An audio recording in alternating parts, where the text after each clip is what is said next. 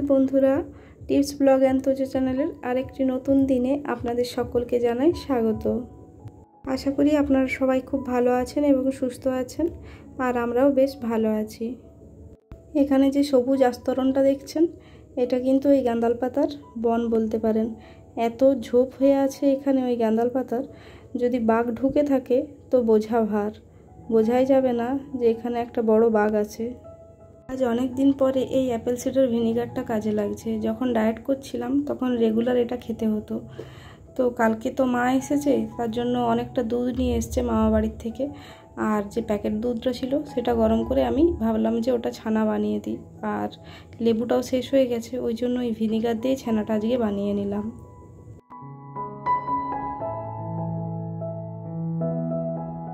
প্রথম দুদিন তোজো কমপ্লেনটা বেশ আনন্দের সাথে খেলো, কিন্তু এখন আবার এত জিদ করছে, কিছুতেই খেতে চায় না। ওকে সে ধরে বেঁধে জোর করে খাওয়াতে হচ্ছে কমপ্লেনটা। এক কথায় বলতেই পারেন, সকালে উঠে ওকে খাওয়ানোর জন্য আমাকে রীতিমতো যুদ্ধ করতে হয়। তো চলুন, এটা হয়ে গেছে, ওকে এবার দিয়ে আসি। শুধু দিয়ে এলে হবে না, ওকে সামনে বসে না খাওয়ালে ও খায় না, ফেলে দেয়। এই পেন রাখটা এটা আমার জন্যই কিনেছিলাম, যে পেন রাখবো। কাজের সময় যদি কোনো নাম্বার লিখতে হয় বা কিছু লিখতে হয় তখন একদম পেন পাওয়া যায় না, তার জন্য এই র্যাকটা শখ করে কিনেছিলাম। কিন্তু এটা এখন দখলে চলে গেছে আমার ছেলের। ওই এখন যা পারে তাই এটাতে ভরে রাখে। তাই ভাবলাম আজকে এটা একটু পরিষ্কার করে দিই। কিন্তু পরিষ্কার করলেও কি, এই এখনই পরিষ্কার করলাম, 10 মিনিট পরে দেখবো আবার যেইকে সেই অবস্থা করে ফেলেছে। আজ অতটা রান্নাবান্নার চাপ নেই, আজকে মা এসেছে তো, তাই আজকের রান্নাটা মা করবে। তার উপরে আজকে বৃহস্পতিবারে নিরামিষ হয়। নিরামিষ রান্না দেখবেন বেশিক্ষণ টাইম লাগে না, খুব তাড়াতাড়ি হয়েও যায়, আর ওটা খেয়েও তৃপ্তি পাওয়া যায় এবং শরীরটাও বেশ সুস্থ থাকে। নিরামিষ খাবার খেতে আমার তো বেশ লাগে, কিন্তু তোজোর বাবা আবার নিরামিষটা একদম খেতে পারে না। ওর ওই মাছ মাংস ডিমের মধ্যে কিছু একটা চাই। শুধু তোজোর বাবা বললে ভুল হবে, ওদের বাড়ির সকলে নিরামিষ খাবারটা কেউই খেতে পারে না। সবাইকারই ওই মাছ মাংস ডিম তিনটের মধ্যে একটা চাই। 50টা পদ রান্না হলেও ওদের যদি মাছ মাংস ডিম যদি না হয়, তখন বলবে যে কি দিয়ে ভাতটা খাবো। যাই হোক, কালকে গেছিলাম গানের স্কুল, আসার সময় দেখলাম পুঁই শাক বিক্রি হচ্ছে, আর বাড়িতে কচুও ছিল, তার উপরে মাও এসেছে। তার জন্য মাকে কালকেই বললাম, মা পুঁই নিয়ে যাচ্ছি, তুমি কালকে কচুর তরকারিটা রান্না করবে। তাই আজকে মা রান্না করলো ওই পুঁই কচুর তরকারি আর ঝিঙেতে আলুতে পোস্ত। আর আমি লাস্টে বানিয়ে নিচ্ছি ওই একটু তিল বড়া, মানে আমাদের বাঁকুড়া সাইডে বলে তিল, আবার আমার শ্বশুরবাড়ি ওই সাইডে বলে খসলা। তো যেখানে যে যেটা পারে সেটাই বলে, কিন্তু এটা খেতে বেশ লাগে।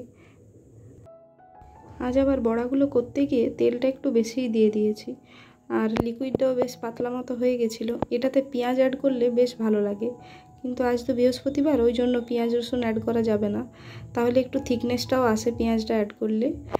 আর এটাতে তেল দেওয়ার কারণে এটা দেখুন গড়িয়ে চলে আসছে। তো কম আছে, মানে গ্যাসটা একদম লো করে এটা কিছুক্ষণ রেখে দিলেই জলটা টেনে একদম শুকিয়ে যাবে। এটা খেতে তো বেশ লাগে, কিন্তু এটার খোসা ছাড়ানোটা না খুব ডিফিকাল্ট কাজ। যদিও অনেকেই মিক্সিতে এই তিলের খোসাটা বেশ সুন্দরভাবে ছাড়িয়ে নিতে পারে, কিন্তু আমি আবার পারি না। মিক্সিতে আমি ঠিকঠাক না পারলেও মোটামুটি কাজ চালানোর মতো হয়, কারণ এটা আমার ছেলেও খেতে খুব ভালোবাসে এবং আমার হাজব্যান্ডও খুব ভালোবাসে খেতে, আর আমারও বেশ ভালো লাগে। মানে এটা হলে আর মনে হয় না যে আর অন্য কিছু খাবো। আমি তো এটা ওই কাঁচাটাই খেয়ে ফেলি কোনো সময়, আমার এতটাই ভালো লাগে এটা। আজ মা আছে বলে বড়াটা করছি, নইলে আমরা যখন করি এটা ওই কড়াইয়ে অল্প তেল দিয়ে একদম ঝুরো ঝুরো ভেজে নিই, তাহলে এই বড়া উল্টোনোর ঝামেলাটা থাকে না।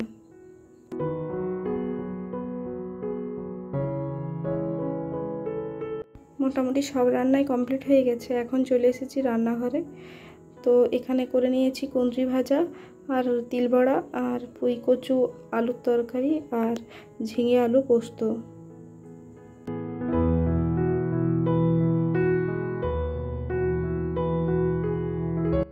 এই বেলার মোটামুটি রান্নাবান্না সব কমপ্লিট হয়ে গেছে, তাই ভাবলাম গ্যাসটা একেবারে পরিষ্কার করে নিই, কারণ কাজ ফেলে রেখে তো লাভ নেই, সেই করতে হবে আমাকেই। আমি যখন কোয়ার্টার থেকে বাঁকুড়াতে শিফট করেছিলাম তখন এই ওভেনটা কিনেছিলাম। ইচ্ছে করে নিজে দেখে শুনেই কিনেছিলাম যে উনুনগুলো যেন স্টিলের হয়, কালোটা নিয়ে ইচ্ছে করেই। তো তখন অতটা আইডিয়া থাকেনি যে উনুনগুলো এরকম পুড়ে ঝলসে যায়, আর ওটাকে ধুয়ে মেজে ঘষেও ওটাকে ঠিক করা যায় না। পরে অনেকবার চেষ্টা করেছি। আমি প্রথমে ভাবতাম যে হয়তো এরকম কালারটা চেঞ্জ হয়ে যাচ্ছে, এটা ঘষাঘষি মাজামাজি করলে ঠিক হয়ে যাবে। পরে বুঝলাম না, এটা তো পুড়ে গেছে, স্টিলটা নষ্ট হয়ে যাচ্ছে। গ্যাস ওভেনটা বেশ ভালো, গ্যাসটা জোরও হয় বেশ ভালো, কিন্তু ওই উনুনগুলো দেখলে আমার বড্ড বিরক্ত লাগে। আর আজ সকালে না সামনেই আমি দাঁড়িয়েছিলাম যখন গ্যাসে দুধটা চাপিয়েছিলাম, কিন্তু ওই অন্যমনস্ক ছিলাম একটু, কী যেন করছিলাম ঠিক মনে নেই। তখন দেখছি চোখের সামনে থেকে এতটা দুধ উতলে পড়ে গেল। তাই নিচটা আগে ভালোভাবে পরিষ্কার করে নিই, নইলে যদি ভুলে যাই তখন আরও রান্নাঘরে ঢুকতে পারবো না। এখন বাজে 4:15, আর মা আজকে চলে যাবে ওই 4:30টার বাসে। কাল থেকে মামা বাড়িতে 24 পরব শুরু হচ্ছে, তাই কালকে ভোরবেলায় ওই 4:30 নাগাদ নাকি পুজো হবে। তাহলে মাকেই সেই পুজোর স্বাদ করতে হবে, সেই কারণে মা আজকে চলে গেল। আর মাকে বাস স্ট্যান্ড ছাড়তে যাওয়ার আগে তোজোকে হারমোনিয়ামটা বের করে দিয়ে গেলাম যে আমি দিদুনকে ছেড়ে আসি, তুমি একটু গানটা প্র্যাকটিস করো। হারমোনিয়াম তো রেখে তো গেলাম, কি জানি করবে কি না।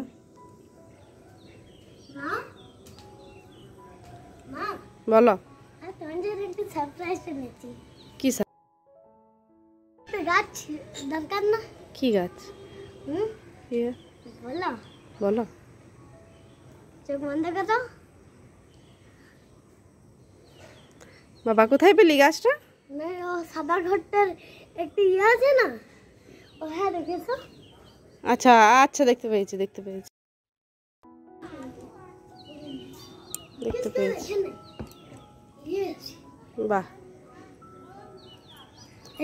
রোজও গাছ আছে, রোজ গাছ। ছেলের কাণ্ড দেখুন, খেলতে গিয়ে ওই রোডের ধারে একটা নয়নতারা গাছকে উপড়ে নিয়ে এসছে। তো এই টবটা ছিল, মাটিটা রেডি করাই ছিল, কিন্তু এটাতে মাটিটা একদম শক্ত হয়ে গেছে, তাই এটা একটু জল দিয়ে ভিজিয়ে রাখলাম যাতে একটু পরে মাটিটা নরম হয়ে যায়। আর এই গাছটাকে আপাতত এই গ্লাসের মধ্যে ভরে রাখলাম।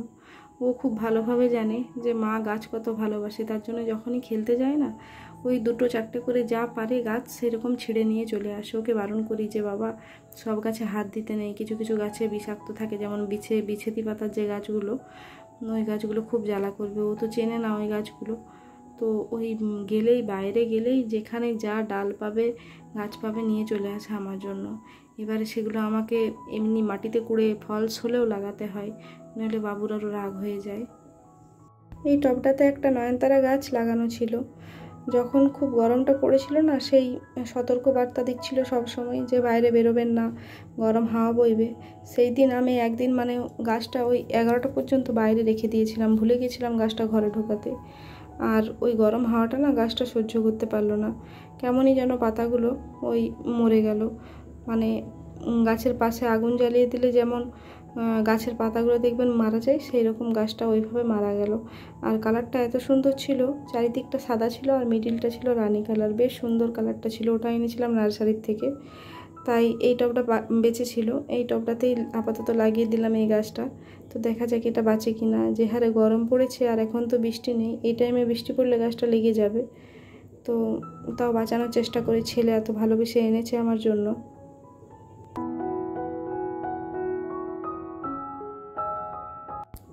আজ অনেক দিন দুধ চা খাইনি, তাই আজ একটু ইচ্ছে করলো দুধ চা খেতে, তাও আবার আদা দিয়ে।